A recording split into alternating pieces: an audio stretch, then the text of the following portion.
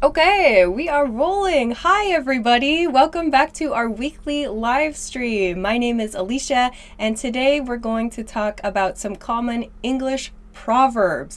If you're not familiar, a proverb is kind of like a traditional advice, a piece of advice, or kind of a traditional, like, historical idea about how to live life in a specific language or a specific culture. So you might find in today's lesson that there are some things that are similar or the same with your language and the advice in your city or in your country. But there might be some unique things that you can find in English proverbs. So today we're going to focus on this topic. So as you join, please don't forget to hit the like button and of course share the video as well. We always appreciate it. I see YouTube is already up. Hi everybody on YouTube. Great, thanks very much for coming. And I think Facebook is up too. Fantastic. Hi Facebook. Yeah, hi, YouTube, Ariel, hi, Nemo, and Mustafa on Facebook. Hi, guys. Great, everybody's there. I think you can maybe also watch it on Twitter as well. I'm not sure. But anyway, we're rolling. Fantastic. We're quick this week. Fantastic. So if you're just joining, again, today, or this week rather, our topic will be common English proverbs. Common English proverbs. So let's get started. A couple of announcements, I suppose. First, if you have not checked the YouTube channel recently, the EnglishClass101.com YouTube channel, there are a lot of new videos up there.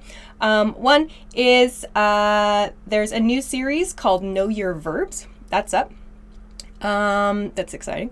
Is there something on the keyboard? There is a cord crossing the keyboard. Sorry, just a second. Does that make it better? Okay, got it. All right. So to get back to that, if you haven't checked the YouTube channel recently, there is there's a lot of new content up there. So like check the Know Your Verb series. Also, there are new episodes of Ask Alicia available on the channel. And soon there's going to be something really special, I think, this week. So please keep an eye on the YouTube channel this week for some exciting new stuff. Okay, I think, do we have an image to share for this week? If not, that's no problem. Almost. Okay, we'll come back to that maybe in a bit. All right, so anyway, I'll review then for those of you just joining. Today's topic is English proverbs. English proverbs. So a proverb is the key word for today, I think. Proverb means like a short expression that's like a short piece of advice from that culture. So these are really, really common expressions, ways that people like try to communicate how to live life or how to work and so on. So that will be the focus for today's lesson. Excellent. All right. With that then, let's get started in a minute. No, maybe, yes, no, maybe. Shall I pass that? No. Pick. Okay, no problem. We won't share a picture this week. No worries. Okay, so let's get rolling into today's topic then. I've grouped them into just 3 proverbs. So I'll explain each proverb on the board. You'll see some text on screen too. So it's the same. But let's get started with the first proverb for today. First one. The first one for today is a watched pot never boils. A watched pot never boils. So here, please notice we're using this watched form. A watched pot never boils. Excuse me. I have a bit of a cold. A watched pot never boils means if you're focusing your attention on something you are waiting to happen, like there's something you really are excited about, there's something you really hope is going to happen, it's never going to happen, or it's going to seem to take a long time. So imagine this expression comes from cooking then. So when you're cooking in the kitchen and you're waiting for water to boil, if you stand in the kitchen and watch the water and you wait for it to boil, it's going to seem to take a long time. If, however, you move around, you do other things in your house while you wait for the water to boil, it will seem to boil at a faster rate. So this means if there's something you're waiting for, don't just focus on it while you wait for it. It means do other things as you wait for it too. So a watched pot never boils is a key for today. All right, good. And if you have questions, please send them in the chat. I will try to check the chat a lot, though I can't catch everything. So good. All right, so that's our first one. A watched pot never boils. A watched pot never boils. And please make sure your pronunciation here, not a watch pot, but a watched. Why is it watched? Think of the passive form, like the pot is being watched by someone, by you or someone else maybe. But the pot is being watched. So a watched pot, that's why we use the ed form, a watched pot. Okay, good. Let's continue on to the next proverb for today then. So the next proverb I chose because I thought it would be really good for you guys who are studying, people who are studying, learning. Just a nice reminder. Oh, are we going to see this? If so, that's cool. No? Okay. All right. Well, I'll go on to the next proverb. The next proverb that I thought was really good for learners today is practice makes perfect. Practice makes perfect. So everybody, oh yeah, we'll see that in just a second. We'll see it up above here. Perfect. Thank you. So practice makes perfect. Practice makes perfect is great for study, for anything you are trying to improve. I imagine in your language you probably have some kind of similar expression. But practice makes perfect means if you practice something a lot, it will become perfect. So like a lot of you ask, like, how do I improve my English? What should I do? In those cases, it's like the answer is practice. You have to practice. So practice, lots and lots of practice makes perfect. So like to make something, you need to do something else before the result. So practice is the first thing. Practice makes something perfect. So practice makes perfect. Really short and easy to remember, but a good proverb for studying in particular. Okay. Oh, do we have subtitles in the live? That's exciting. All right. Good. Okay, nice. So practice makes perfect is our second one for today. All right. Someone says, I don't believe that practice makes perfect. Oh, really? Then what makes perfect? If you have a different suggestion, what makes perfect if practice does not? Okay. Alrighty. Let's continue on to the next one. Next one is an interesting expression. Next one, I'll break it down in just a second. The next expression is hindsight is always 2020. Hindsight is always 2020. Okay, so first, let's look at this word, hindsight. Hind. So this part, think of the word behind. So behind, meaning like in back of, like not in front of, the opposite of the front, behind. Here we have hindsight. So sight refers to your vision, yeah? So hindsight means looking back on your activities. Looking back over your past is hindsight. So what did you do yesterday? Thinking about that, that's hindsight, hindsight. So hindsight, looking back over your past, is always 2020, 2020. So this refers to vision. This refers to vision. So if you have visited an eye doctor, an optometrist, the kind of baseline for like perfect, normal, regular vision is 2020. So 2020 is the measurement for perfect vision, for clear vision. So hindsight is always 2020. Means, in other words, when we look back over the past, we can see everything very clearly. Like everything seems very clear when we look at it, like when we're looking back over everything we've done before. So hindsight is always 2020. Here it is. If you can't see the board, hindsight is always 2020 here. So 2020 refers to perfect, like clear vision. Perfect and clear vision. Okay. Ah, yeah, in South Korea, same proverbs. Cool, cool. Yeah, okay. Practice makes perfect. Yeah, people are talking a lot about practice makes perfect for sure. Great, great. Okay. Yeah, and someone on Facebook, Iman, says, hi, I would like to improve my English. What should I do? Like we talked about, this one, practice makes perfect, is a great one for those of you like studying. So practice, just, you have to practice for sure. Okie dokie. We are about 12 minutes in, so please, keep sending questions and ideas too. But for now, I think we'll move along. We do have a special that we're kind of preparing for you guys. There's a new PDF. Oh, sorry, I'm in the way. There's a new PDF available on the website. It's this one right here. It's hard to see now. I think maybe we'll have it later for you in the show. But special delivery. Woo, you rock. Okay, special delivery.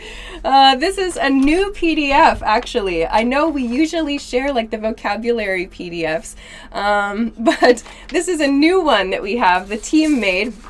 Because lots of people ask, like, what should I do? How should I study?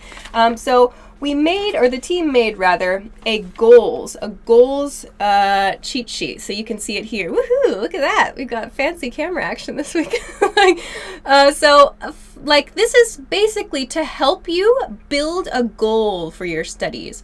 So like first by asking the question, like why are you learning English? What do you want to do with your English, in other words? And then there are a few ideas here. So I want to travel to the US. I want to use it for my job. I want to speak to someone special in English, for example. Other ideas here on the other side, like I like the language, I like the culture, and so on. So it's sort of meant to give you, I'll go back to that, to give you some ideas to help you build goals for yourself. So once you've done that, making a plan. What are you going to do? When are you going to do it? Sorry, it's difficult to see. And then a few patterns that beginners can use. And some grammar as well, some key grammar expressions. So if you're beginning, or if you're just thinking about how to move forward, how to make a study plan for yourself, you can take a look at this. It might help you. And if anything, if you want to review, like I just showed quickly the grammar points down here, basic grammar points. These are some great basic grammar points for you to begin with, to understand. So please check this out. This is available on the website at EnglishClass101.com. So find the link. Please check the link. Let's see, on YouTube, it's below the video on YouTube, and it's above the video on Facebook. Okay, so please check this out. This is our free thing for this week. It's new, so please check it out. All right, let's continue on. Great. If you are just joining today's lesson, I'll stand here. There. Okay, good. Okay, so if you're just joining today's lesson, today we are talking about English proverbs. English proverbs. Proverbs are like kind of historical, traditional advice. Oh, I look kind of bummed out there, don't I? Like, what am I thinking about? Okay, anyway, using proverbs, how to use them, what they mean, and so on. Yes, it is totally free on the website. You need an account, but the account is free to download the PDF I just showed. Okay. Sorry, again, I have a bit of a cold.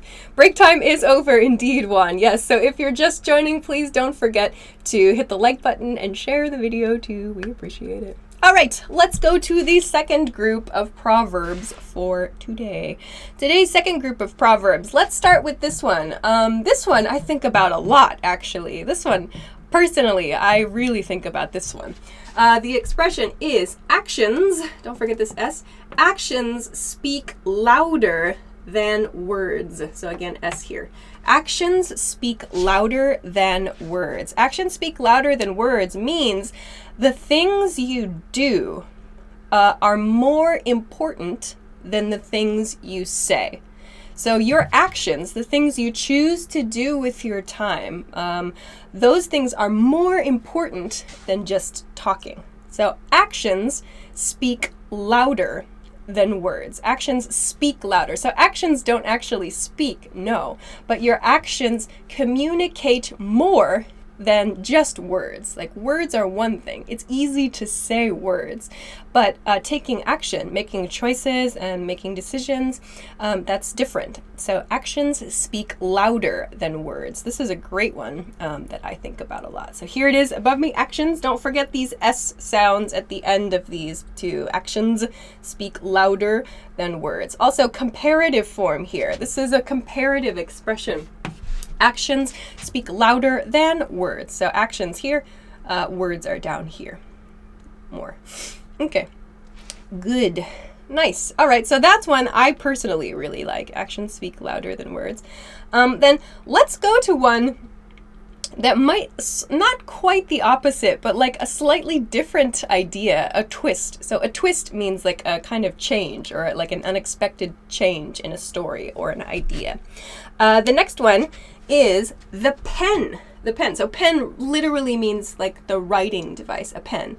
So the pen is mightier, again comparative. The pen is mightier than the sword. The pen is mightier than the sword. Sword, if you don't know, is like an old weapon, a big weapon that people used to fight. Swords.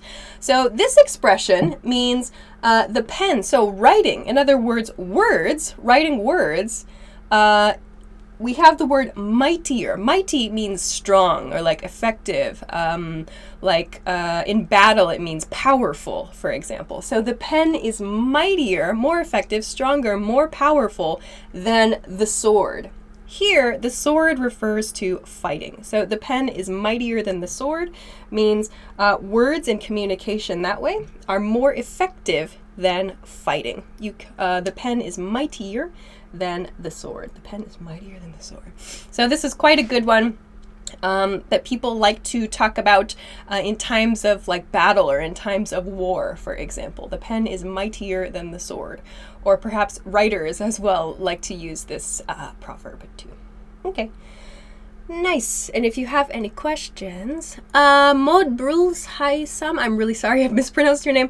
If you change it to 50-50, this expression, hindsight is 20/20 to 50-50, no, it sounds very strange. Please use 20/20 with this expression. Okay. Yeah, M. Ramey said 1 and 2 are opposite because the sword represents an action and pen to words. So yeah, so there's a bit of discussion you could have here. These two are kind of different, like they're almost opposites. You could say that sword means specifically fighting, specifically like violence, actually. So that's one way that we could say it's a bit different. Anyway, quite interesting. Okay. Let's continue to the third one for this group then, please. The third one here is you can't judge a book by its cover. You can't judge a book by its cover. Okay, what does this mean? So this expression means you can't determine a person's personality. You can't understand a person based only on their appearance, based only on the way they look. So here we're talking about a book. You can't judge a book. So the cover of the book is the first appearance of the book. I don't think we have a book in this room. Okay, let's imagine. Oh no, I don't have a book. Okay, that's not a book. Never mind. So if you imagine the cover of a book, there's some artwork or something on the cover, but there's a lot of information inside the book, in the pages of the book. We can't understand all of the information inside the book only looking at the cover. So, in other words, don't judge people based only on their looks. So you can't judge a book by its cover. You can't judge a book by its cover. So this is one that's like trying to teach people to be understanding and to kind of try to get to know other people before judging them, before making a judgment. So to judge someone, actually, to judge, this is a word that means like to make a determination. So like a very simple judgment is, oh, that person's good or that person's bad. So that's a judgment. We judge, we determine, we decide something. So to judge a person or to judge a book is to decide, oh, that person, that book is good or bad only by looking at their appearance. So this is saying you can't do that. It's not possible to know everything only by appearance. Quite good. Someone on Facebook, Namen Nubia Arukino. Physical appearance might be good, but the context or pages inside aren't that good. That's something too. Maybe the appearance looks amazing, but inside is not so great. So there are a lot of different ways that we can apply this proverb for sure. It's quite interesting. Akil on YouTube says, sometimes we say in Arabic the content is known by its subject. Interesting. I want to know more about that. Interesting. Okay, fantastic. Great. So those are the next 3. I have 3 more for today, but I want to take another quick break in case you missed it. So I mentioned before I mentioned before there's a new PDF available on the website. You'll see a close-up here in just a second. Woo! Okay, so this is the new PDF that's up on the website. You can find the link to EnglishClass101.com below the video on YouTube in the YouTube description box, or above the video on Facebook. So this is a kind of way to make some learning goals for yourself. So by asking, why are you learning English? And a few reasons why you might be learning English. Maybe you have a different reason. This also includes some question words to help you make your plan. Like, what do I want to do? How often am I going to do it? Who am I going to do it with? A few sentence patterns for beginners, for sure, and some grammar points, which I mentioned earlier today. But there's a third page that has a few proverbs sort of things. So, like this one, you can never understand one language until you understand 2. So this third page includes a couple of proverbs related to language and related to studies. So for example, a new language is a new life, is an example. So these are just a couple of ideas that hopefully can help you with your motivation. Hi. So check this out. You can find this on the website. You can find the link below the video on YouTube, above the video on Facebook. Yes, we always do have 2 small breaks because I need a break. It's very warm in here. It's very warm in here, so it's good to take a break. All right. Good. Let's move on then. So check this out. Definitely. It's free to download. You can download this for free. You do need an account on the website, but you can make it for free. So check it out. All right, then we have only a few minutes left. This was our most recent proverb we talked about. Let's move on to the last 3 for today. Some good ones over here. Let's go to this side. Can you see? Okay. All right, the first one on this side is the expression, if it ain't broke, don't fix it. We usually use this ain't. What is ain't? Some of you probably are asking this right now. Ain't is the casual, extremely casual, and not technically, I suppose, if you want to be specific, correct way to say isn't. If it isn't broken. So actually, this part, ain't broke, this is grammatically incorrect. This is grammatically incorrect. But using this grammatically incorrect form sounds kind of like rough or cool. But this is a situation where we do it on purpose. If it ain't broke, don't fix it. Yeah.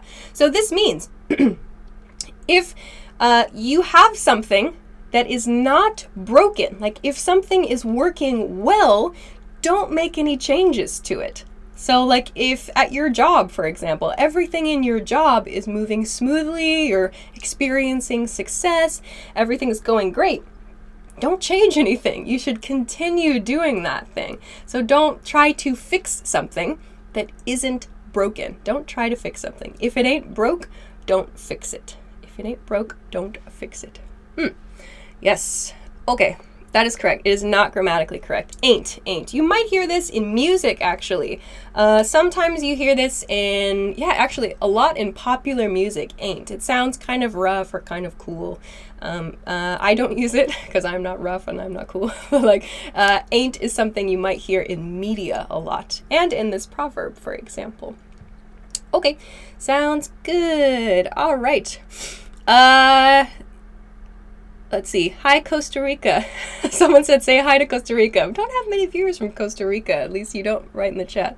Okay. Anyway, let's continue on to the next one. The next expression. We're running out of time. The next expression is this one. Another if clause sentence.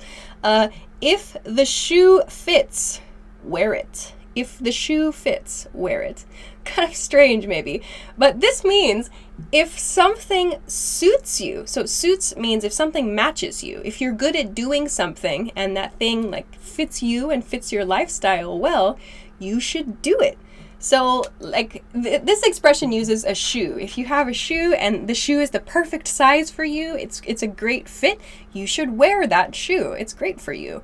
So the same thing applies to your lifestyle. So if something in your life fits you, if something in your life suits you really well, you should do it. So if the shoe fits, wear it. So this can actually mean like jobs, it can mean hobbies, it can mean your friends, your personal relationships. So if you find something that fits you really well, you should go for it. That's this piece of advice here. If the shoe fits, wear it. If the shoe fits, wear it. It's a good one. Okay, good. We're running out of time, so let's continue on. I'm reading the chat. I don't see many questions. Where's the air conditioning? We have a fan in this room, but if I turn the fan on, you'll hear audio going. You'll hear like an audio problem. It'll sound bad, so we don't use it. Okay, anyway, let's continue to the last proverb for today. The last one for today is strike while the iron is hot. Strike while the iron is hot.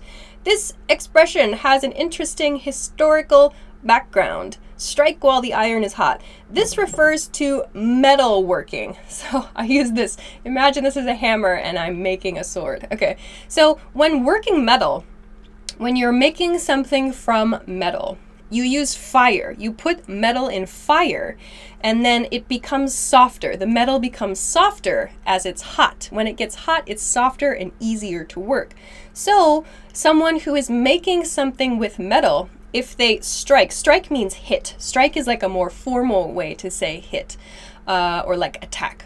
So if you strike when the iron is a type of metal, strike while the iron is hot means that if you do this at the right time, then it will be more effective. It's better timing, in other words. So this means you should take advantage of opportunities when they are available. So if you see a chance, you should jump. You should attack that chance. You should take that chance.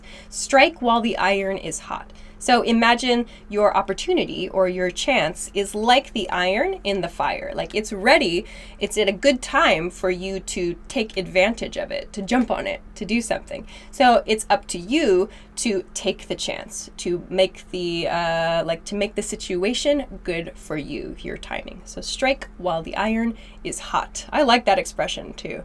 This is similar. We have like another expression that's like to have a lot of irons in the fire means you have a lot of different opportunities going at the same time. I like that. I think I'm that kind of person. I like to have lots of irons in the fire. So yeah, that's a really cool one. I quite like that expression. Yeah, it means don't miss your opportunities. Take advantage of things when you have the opportunity, when you have the time. Strike while the iron is hot. Okay, I don't see any questions in there. Can I give an example about that in a situation? Sure.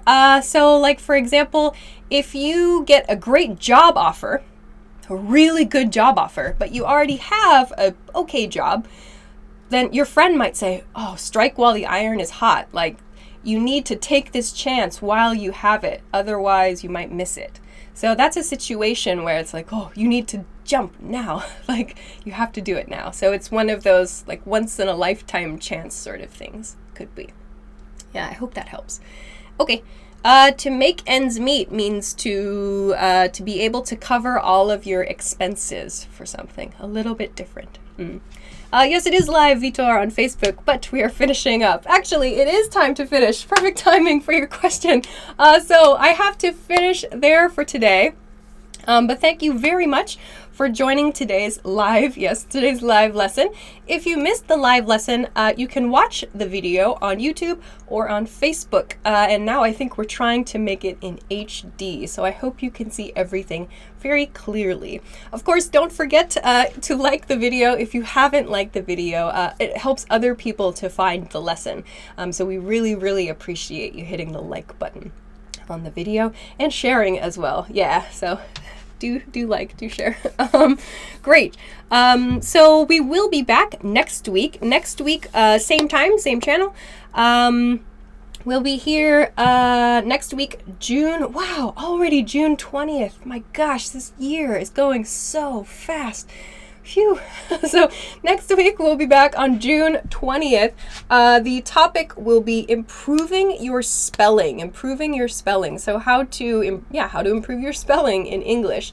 I'll talk about a few tips and maybe some things you can do that will hopefully help you become a better speller and therefore a better writer in English. So please join us next week, June 20th, 10 p.m. Eastern Standard Time. Eastern Standard Time is New York City time. So if you don't know your time, please Google it from this time. Okay. Also, if you missed it before as well, we do have a brand new PDF for you to download from the website. Oh, shall we look at it over here again? Okay, so we do have this brand new PDF for you on the website. If you are trying to make some goals for yourself or trying to make a plan or are just starting, this could be a great place to begin with some basic questions, basic grammar points as well. And then a few actually proverbs too about learning languages. Great. Alrighty. So with that, we will wrap up today's lesson. Thank you very much for coming. I hope that you found something interesting. This was kind of different from what we usually do, but this was sort of an exploration. So I hope that you found something new and interesting, and maybe you found a proverb that you have in your language, but now you can say it in English. That would be cool. Okay, but for today, we will finish up there. So please join us again next week. Have a good day. Have a good night. Enjoy your weekend, and I will see you again soon. Bye-bye.